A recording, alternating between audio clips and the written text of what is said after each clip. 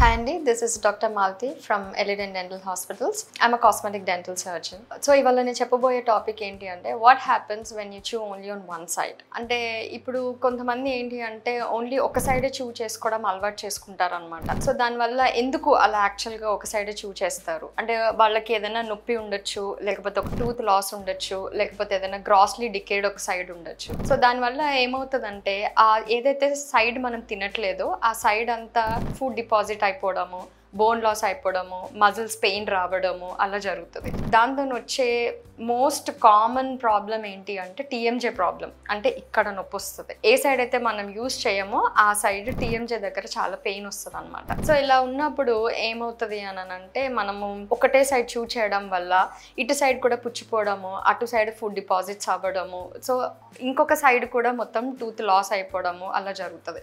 So both sides మనం దాని problem తెచ్చుకున్న వాళ్ళం అవుతాము. సో దానికి ఏం చేయాలి అంటే ఎటు సైడ్ అయితే మనకి ప్రాబ్లం ఉంటుందో అటు సైడ్ ఏ రకమైన ట్రీట్మెంట్స్ అవసరమో అవి చేయించుకోవాలి. అంటే ఒకవేళ మనకి ఏదైనా బాగా పెయిన్ ఉండడం వల్ల అటు సైడ్ తినలేకపోతున్నాము, టూత్లో పెయిన్ ఉండడం వల్ల అని అనుకుంటే రూట్ కెనాల్ ట్రీట్మెంట్ చేయించుకోవడము, లేదు ఏదైనా గ్రాస్లీ డికేడ్ ఉంది అని అంటే దాన్ని రిమూవ్ చేసి ఇంప్లాంట్ వేయించుకోవడము, లేదు అసలు కంప్లీట్లీ టూత్ లాస్ ఉంది అటు సైడ్ నవ్వడానికి కూడా లేదు అని అనుకుంటే దాని ప్లేస్లో ఇంప్లాంట్స్ వేసుకొని టీత్ రీప్లేస్ చేసుకోవడము అలాంటివి చేసుకోవాలి. అలా చేసుకుంటే ఏమవుతుందంటే బోత్ సైడ్స్ ఈక్వల్గా మనం చూ చేయడం జరుగుతుంది.